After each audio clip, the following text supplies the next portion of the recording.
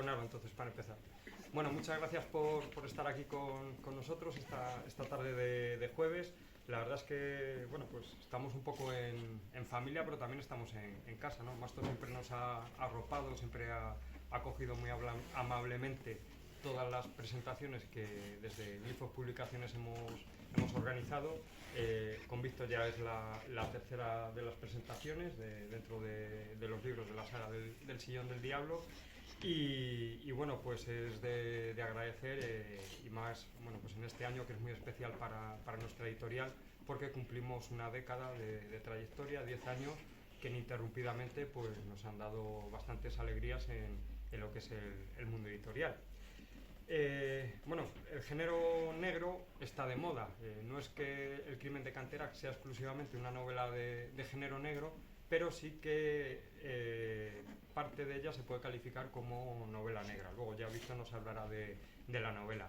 Digo que el género negro está de moda porque especialmente en Valladolid, donde nos estamos todos los días encontrando con cortes de tráfico por Memento Mori, que están rodando esa serie, que bueno, que es una serie inspirada en ese libro de novela negra, pues bueno, pues estamos bastante habituados, ¿no? La verdad es que bueno, ahora en serio es un género, el de la novela negra, que bueno, siempre había sido considerado tradicionalmente como un subgénero literario, no se le reconocía como un género propiamente dicho, como una propia derivación de la narrativa contemporánea.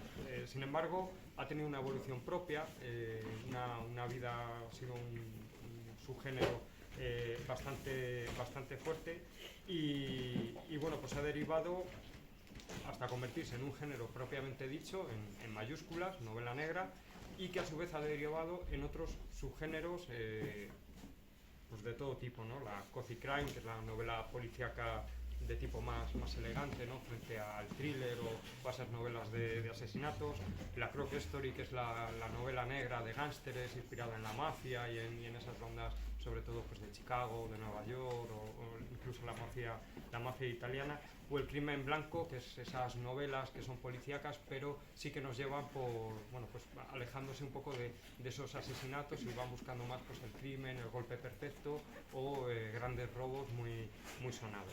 Bien, encontramos un sinfín de subgéneros dentro de la novela negra. El verdadero padre del género negro es Edgar Allan Poe, es al que siempre los escritores, los editores de novela negra siempre acuden a él, ¿no? A Edgar Allan Poe, ya hace más de pues casi 200 años que nació, pero escribió las tres grandes historias que siempre han, bueno, pues inspirado a los autores de estos géneros: los asesinatos de la calle Morgue, El misterio de Mary Roget y La carta robada. Luego después ha habido otros autores bueno, pues muy reconocidos: Arthur Conan Doyle, Agatha Christie, Raymond Carr, etc. Un sinfín de autores. En la actualidad, Valladolid es, junto con León, a nivel de Castilla y León, yo creo que las dos ciudades donde más se ha desarrollado este género, ¿no? Aquí tenemos, por ejemplo, a otra autora, Iria Serrano, que escribió 15 días de agosto, una novela basada un poco en la actualidad, pero muy importante. Juan Eslava Galán y, por supuesto, César Pérez Gellida, que es un poco el gran espada de la novela negra castellana, aunque ahora sea un referente en el ámbito nacional, pero bueno, a día de hoy pues lo podemos reivindicar dentro de los autores vallisoletanos. Esta literatura negra en Valladolid, como digo, goza de buena salud. Ha habido varias iniciativas, además de las propias iniciativas editoriales, como Negra y más negra, ese encuentro de autores de novela negra, el Black Valladolid. Y bueno, pues la verdad es que hay un panorama bastante interesante para acoger este tipo de obras. Bueno, pues en medio de este panorama surge Víctor del Pozo como gran promesa editorial en 2016. Ya han pasado unos cuantos años, ya se puede decir que Víctor se ha consolidado y bueno, pues se ha consagrado como autor, ¿no? Bueno, pues este es su tercer libro con Glifos, aparte de las innumerables publicaciones que tiene. En 2016 nos presentó en la editorial pues el libro El Sillón del Diablo, que la verdad es que va por su tercera edición. Ha sido, la verdad es que un éxito de ventas dentro de los parámetros que nos manejamos las editoriales independientes. Y bueno, pues es un libro magnífico que desde el principio engancha con el lector, donde se superpone una trama histórica basada bueno, pues en los sucesos del Sillón del Diablo, del niño perdido y bueno, pues la leyenda que tan reconocida y tan tradicional en Valladolid. Y bueno, pues a esa novela siguen El crimen de Canterac, La venganza del descendiente, que sería la primera parte, que se complementa con esta segunda, que es la congregación de los tres valores, también del del crimen de Canterac. Son 3 libros, aunque son dos historias, ¿no? Por entendernos un poco. Nos vimos obligados a editar el crimen de Canterac en 2 tomos, porque es un libro voluminoso y bueno, pues nos parecía mucho más interesante mantener un poco en tensión la historia para que se resolviese en este segundo libro. Estos 3 libros bueno, pues unen la ciudad de Valladolid con su pasado histórico y con el género policíaco, ¿no? De ahí que haya hecho esa introducción en cuanto a novela negra. Es un triángulo que permite a Víctor adentrarnos en hechos históricos luctuosos que quizá nos pueden pasar inadvertidos, ¿no? Bueno, pues es una leyenda que queda ahí un poco en la memoria colectiva, pero a la que se acude de vez en cuando. Y Víctor lo que hace es darle vida, intentar traerla a la actualidad, ¿no? A verlas con ojos de hoy en día. Y bueno, pues siempre bueno, pues con personajes en algunos casos perturbadores, en otros con personajes pues siempre muy bien construidos, con una profundidad psicológica muy grande, con unas descripciones físicas que casi no son cinematográficas, ¿no? Nos permiten estar viendo a cada uno de esos personajes según vamos leyendo cada una de las páginas. Pero siempre con una lectura ágil, una lectura refinada, no se pierde es verdad que hay veces que coges libros y un poco te pierdes en palabras y dices, pero este hombre cuando estaba escribiendo, ¿en qué estaba pensando? Estaba con el diccionario en la mano a ver qué palabra rara nos podía meter, ¿no? para despistarnos. Bueno, pues en el caso de Víctor utiliza un lenguaje muy elegante, pero muy asequible, muy fácil de entender. Y eso, para una novela tan dinámica como El crimen de Canterac, pues la verdad es que se agradece desde el punto de vista del lector. Como digo, Víctor es ya perro viejo en lances literarios. Comenzó su andadura un poco por conocerle más los que no le conozcáis, escribiendo en el concurso de cuentos Bólido, que bueno, pues para el que no esté familiarizado con él, es un concurso que tradicionalmente lanzaba el Ayuntamiento de Valladolid, el Consejo de la Juventud, y en ese contexto bueno, pues nacieron una serie de microrelatos: El coloquio de los tiempos, Las golondrinas siempre vuelven, Reunión entre la bruma, Asesinato ecológico, Un nuevo comienzo o 10 fantasmas. La verdad es que el género del microrelato se ha denostado mucho por la gran literatura, por así decirlo, pero es un ejercicio creativo bastante complejo, porque hay que condensar en muy poco espacio de folio, prácticamente un folio, medio folio, un número determinado de palabras, una historia con inicio, desarrollo y desenlace, ¿no? Entonces, bueno, pues intentando también reflejar algún tipo de personaje. Eso hace que bueno, pues este tipo de relatos bueno, pues, suponga un ejercicio creativo bastante importante para los autores. De aquel asesinato ecológico surge La muerte de Doña Ana, con la que colabora Víctor en la publicación de un libro. La verdad es que es un libro muy bonito, Doña Ana es arte, es una serie de relatos ilustrados.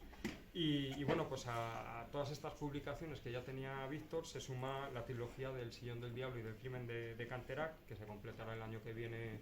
Luego Víctor nos desvelará un poco esa sorpresa final. Y este año además ha visto nacer también Relatos Negros C19, publicados por la editorial amiga Fuente de la Fama, también de aquí de Valladolid. Y bueno, pues esto es un poco un pequeño currículum editorial, literario de Víctor del Pozo.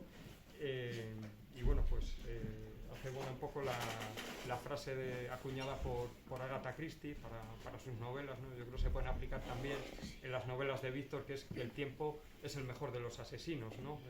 Si no nos mata un asesino, siempre será el tiempo el que acabe con nosotros. Bueno, pues muchas gracias y os dejo con Víctor. Bueno, pues muchas gracias, Iván, por estar aquí, por lo que has estado diciendo. y sobre todo, bueno, no me canso de decirlo, muchas gracias por darme la oportunidad con Lesión del Diablo de haber empezado a publicar.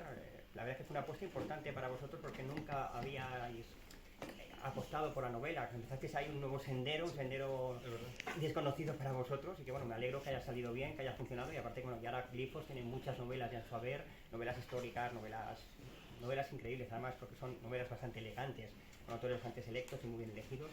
Así que bueno, pues gracias de corazón por esa oportunidad.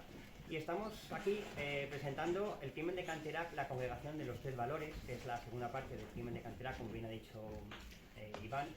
Lo curioso es que es un libro que realmente al mercado salió ya hace unos meses, más o menos sobre el verano, y se está presentando oficialmente ahora. Es curioso que un libro que ha salido hace un par de meses presente justo hoy, pero cuando llegaron en Mastor y me dijeron, ¿quieres presentar el libro aquí? Pues, evidentemente era un caramelo, no podía rechazarlo. Dije, encantado, porque existe un lugar mejor para un autor que una librería con tantísimo encanto como Mastor. Así que dije que sí, buscamos fecha, cuadramos después del verano, y aquí estamos. Una fecha que nos ha venido un poco bien a todos, nos ha parecido muy adecuada, y bueno, pues eso es la presentación oficial de un nuevo libro que ha sido alumbrado.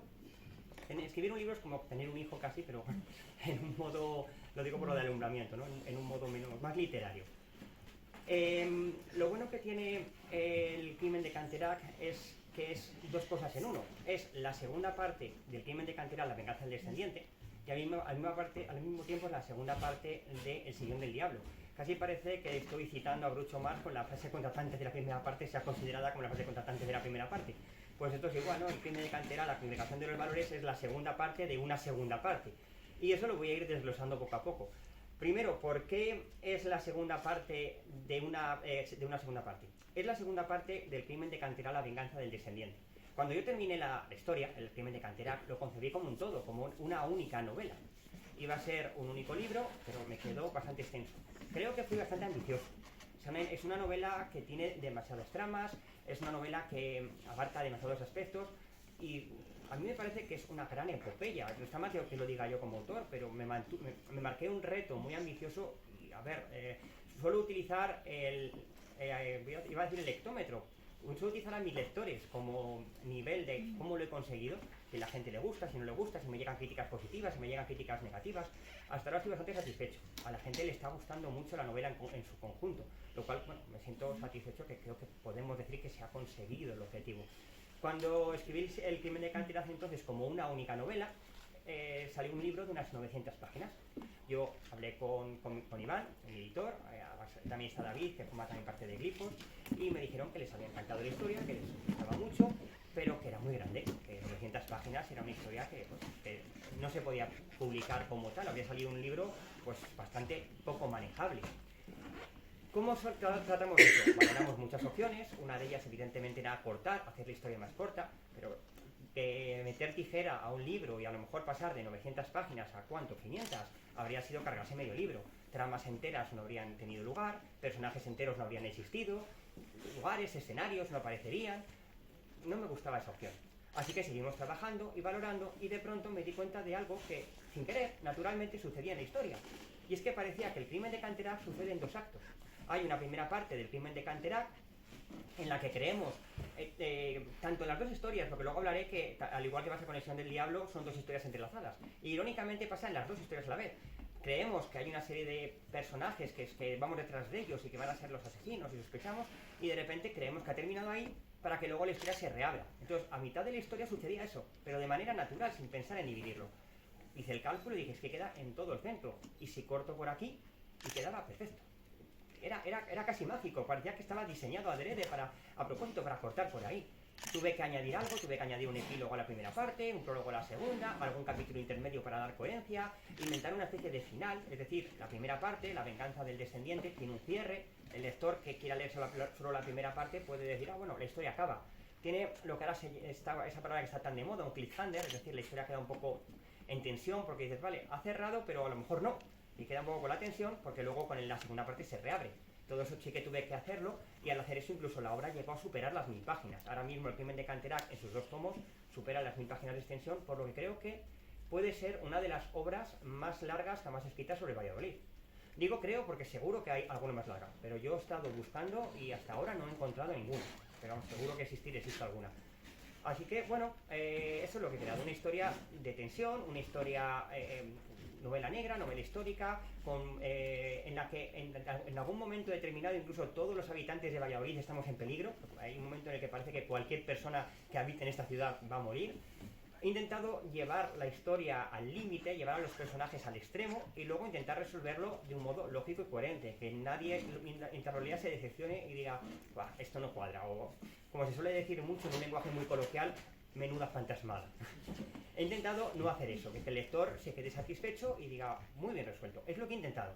Nuevamente digo, es el lector quien tiene que decir, lo has logrado o no, no me ha gustado o no lo has conseguido, pero ese ha sido mi objetivo como autor. Es, por tanto, la segunda parte de la venganza del descendiente, que nació eso. En el momento en el que me di cuenta que se podía partir, nacieron esas dos partes. El crimen de Canterán, la venganza del descendiente, el crimen de Canterán, la congregación de los tres valores. Al mismo tiempo, es la continuación del sillón del diablo. Ahí sí, el crimen de Canterán entero se hizo con esa intención, con continuar al sillón del diablo. Y aquí os voy a confesar algo. Yo cuando escribí El sillón del diablo no lo hice bajo ningún concepto con la intención de que fuera una novela continuada. Ni siquiera sabía si se iba a publicar o no porque era mi primera novela. Las tramas que quedan supuestamente cerradas. Algunos personajes tienen un final feliz, otros no lo tienen tanto, pero las historias quedan terminadas. ¿Qué sucede? Que escuchan mis lectores. La gente lo lee, voy a por la tercera edición, lo cual mucha gente lo ha leído, y la gente me va comentando, me va diciendo, y me hacían llegar sus sugerencias. Este personaje que aparece al final, me gustaría saber qué pasa con él, o estos personajes que no tienen un final feliz, qué va a suceder con ellos, y empecé a darle vueltas a la posibilidad de darle una continuidad a la historia. La idea de escribir sobre el crimen de Canterán ya estaba en mi cabeza. Mucho antes de terminar El sillón del diablo ya tenía la idea del crimen de Canterán. La idea me vino en cuanto descubrí el caso, luego hablaré más tarde de él, un caso real, auténtico, en una novela en un libro no es novela porque es una especie de crónica de la historia del barrio de las Delicias, escrita por Luis de Frutos, un hombre que básicamente es una crónica, podría ser el cronista del barrio de las Delicias perfectamente, tiene 3, 4 libros, cuenta toda la historia del barrio, y ahí contaba un suceso que es el crimen de Canterán, un suceso real, sucedido en 1908. Lo leí, me fascinó y dije, tengo que escribir sobre esto.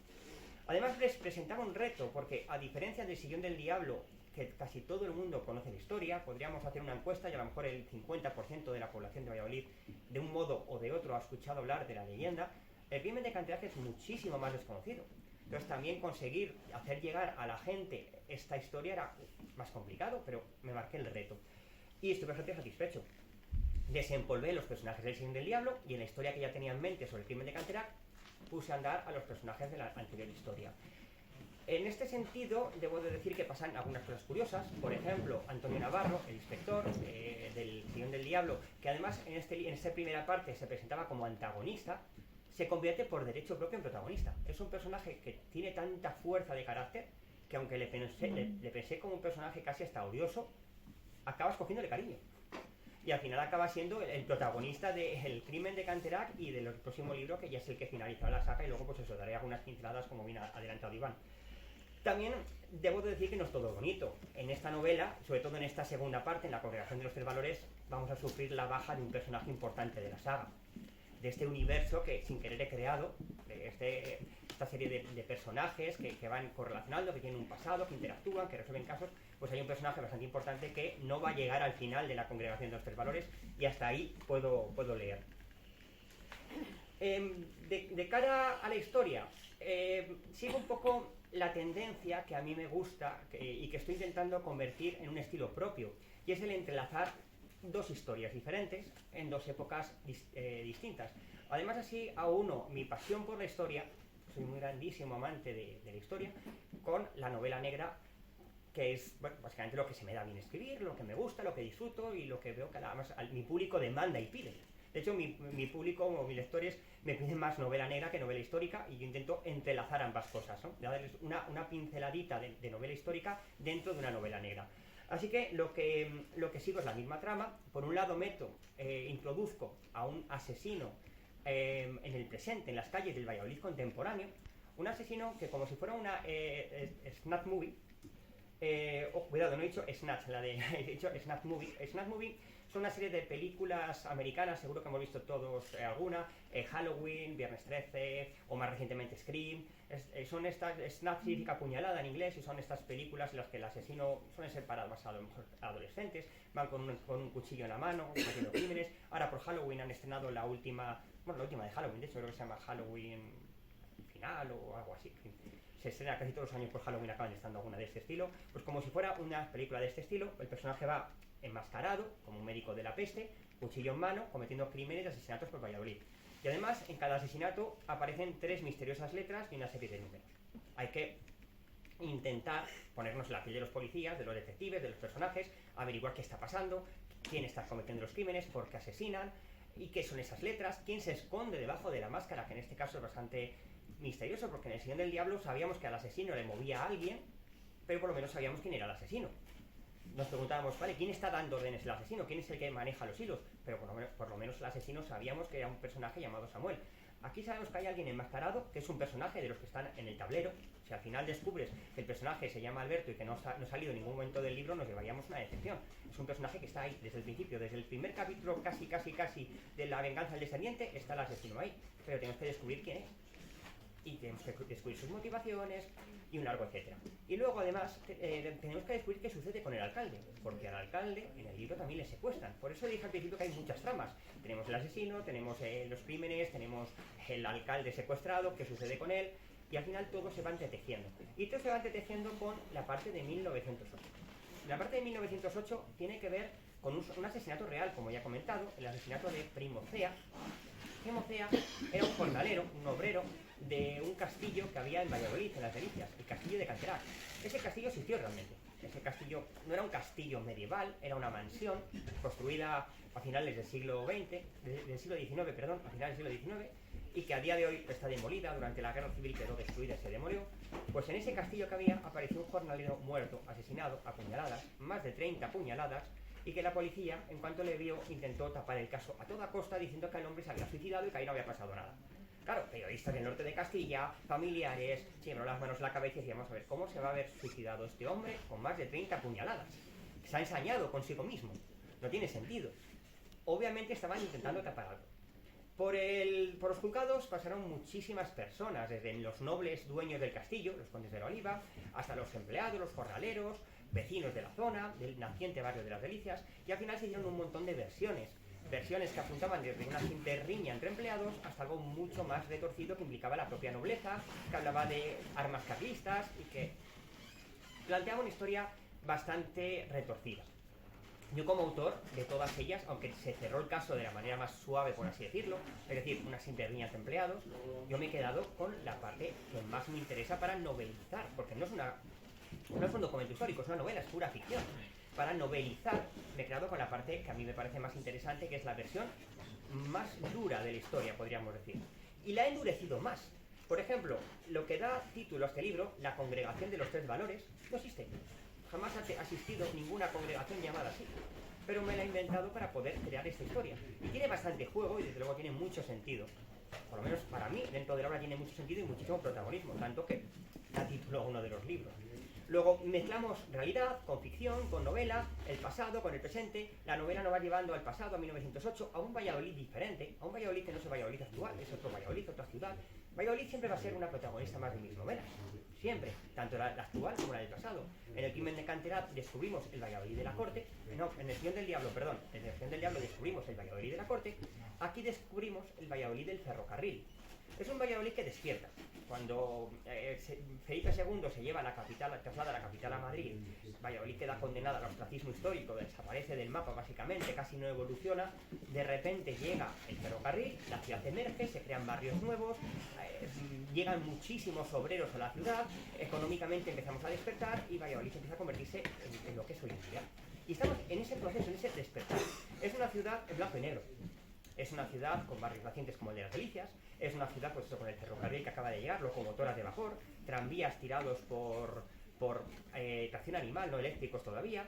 Es una ciudad parecida a la que tenemos ahora, pero también parecida a la del siglo XVI, porque insisto, tampoco creció mucho en ese ámbito. Entonces es una ciudad intermedia, pese a que está mucho más cercana a nosotros en el tiempo. y vamos haciendo saltos. Ahí aparecen también personajes de ficción, como el detective Aquilino, por ejemplo, que es encargado para investigar el crimen de Primocea. Así que vamos a ir intentando desentrañar todo eso. ¿Qué pasó en el crimen de Canterac? ¿Qué está pasando ahora? ¿Quién es el asesino? ¿Qué relación hay con todos esos personajes? Y vamos a hacerlo todo a la vez, al mismo tiempo. ¿Quién se esconde detrás de la máscara? Escribir esta novela me ha supuesto muchos retos, pero partirla me ha supuesto más. No solo porque tuviera que reestructurarla, sino porque a mí me daba muchísima inseguridad. Tenéis que pensar que una novela suele tener una presentación, una introducción, lo que es un nudo y un desenlace. Si cogemos el libro y le partimos por la mitad, nos encontramos que una parte tiene la introducción o la presentación y parte del nudo, y la otra tiene el nudo y el desenlace. Yo suelo decir que la congregación de los tres valores son fuegos artificiales, es un espectáculo pirotécnico, porque aquí es donde está todo el desenlace de la obra, y de una obra de 1000 páginas, luego tiene un desenlace en altura. Pero la primera parte, a mi opinión, tal vez podía quedar un poco coja y me daba miedo que tuviera mala aceptación. Es cierto que el libro tiene un pseudo desenlace, para que la gente no viera un cierre brusco, pero es un desenlace falso, cierre falso. Tenía miedo. Debo de decir con orgullo y con alegría que la gente respondió muy bien, tanto que el crimen de Canterac va por la segunda edición, la primera parte, La venganza del descendiente. A la gente le ha gustado, le ha encantado, y solo una persona me ha dicho enfadada que no le gustó que quedara a medias. Pero sí, me lo comentó, en la feria del libro me dijo, no me ha gustado que quedara a media. Digo, es lo que hay. No se preocupe que tenemos aquí ya el final. Salvo eso, la gente le ha recibido muy bien. Y encima ha tenido un efecto que no esperaba. Y es que la gente ha recibido con muchísimas ganas, muchísima ilusión la segunda parte, porque estaba deseando conocer el final de la saga. No de la saga, sino por lo menos de los 2 volúmenes. Así que he tenido también esa especie de efecto secundario. Si La venganza del descendiente ha gustado, la congregación de los tres valores estoy seguro que tiene que gustar. Porque es para mí donde se concentra toda la acción y la parte buena de la obra. Además está nuevamente ilustrada por Tallete, que es quien hace las ilustraciones de la portada, todas las ilustraciones interiores, y hace que el libro tenga, a mi opinión, una calidad premium y le da un toque de elegancia y de clase único. Escribir el libro ha traído algunas anécdotas. Además, todos los libros tienen anécdotas. Podría contar anécdotas escribiendo Sillón del Diablo, pero no procede. Estamos hablando del crimen de Canterac. Anécdotas como, por ejemplo, el día que me infiltré en el Instituto Zorrilla, y eso que yo soy profesor de FP, profesor de instituto, en un instituto público, pero pese a eso me infiltré en el Instituto Zorrilla haciéndome pasar por un futuro alumno que quería matricularse en un ciclo formativo el año siguiente. Mi misión era descubrir con detalle cómo eran las aulas, cómo eran los pasillos, dónde estaban los baños, cómo era cada rincón del centro para poder relatarlo o narrarlo en un capítulo. Podría haberlo hecho de otras maneras, podría haberle dicho a la mujer que estaba escribiendo un libro, podría haberle dicho que era compañero, pero esta es más divertida. Fue mucho más divertido infiltrarme y explicar a la mujer, no, mire, es que voy a estudiar aquí, ¿me puede enseñar usted las instalaciones? La conserje que me atendió encantadora, me hizo una visita muy, muy detallada, respondió a todas mis preguntas y gracias a eso pues está plasmado el interior del instituto en el capítulo. También hay más anécdotas, algunas no tan divertidas. Hay una escena de terror narrada en el libro, en la que un personaje se encuentra a mitad de la noche que la televisión está encendida y va al comedor esperándose encontrarse lo peor. Y dice, bueno, no contaré cómo acaba, pero esa historia o esa escena está ambientada en algo real que me sucedió a mí.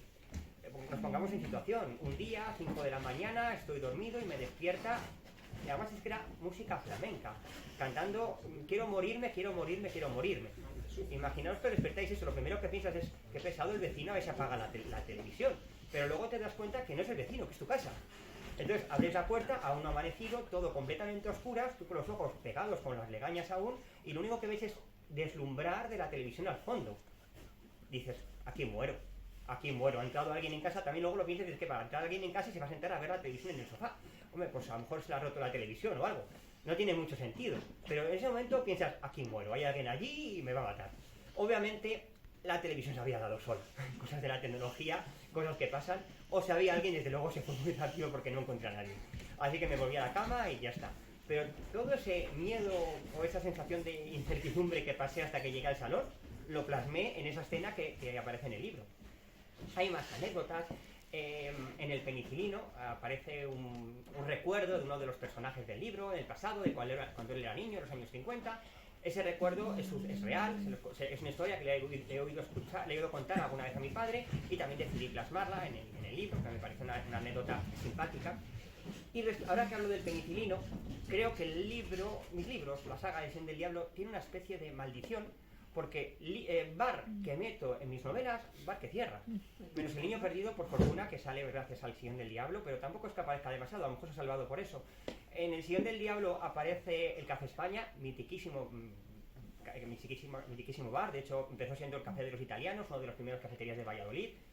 Escribí El Sillón del Diablo, no llegó creo que ni a coincidir en el tiempo. Antes de que viera la luz el libro ya había desaparecido el bar. En El Crimen de Canterac aparece el penicilino, pues ya veis cómo está ahora mismo, desaparecido, que si volverá, que si no volverá. De momento no tenemos penicilino. De verdad, si alguien tiene algún problema con algún camarero, algún bar hace ruido debajo de su casa y no le deja dormir los fines de semana, cualquier cosa, luego venís, me lo contáis, y en mi próximo libro pues meto el bar y esperamos que las novelas hagan su magia. No lo sé, es una idea que se me ocurre. Como veis, sale el penicilino, en otro libro sale el Café España. Lo que hacen estas novelas también es seguir El Crimen de Canterac, una estela que ya inicié con El Sillón del Diablo, que es la de hacer una tercera misión, es decir, novela negra, novela histórica, pero también guía de la ciudad.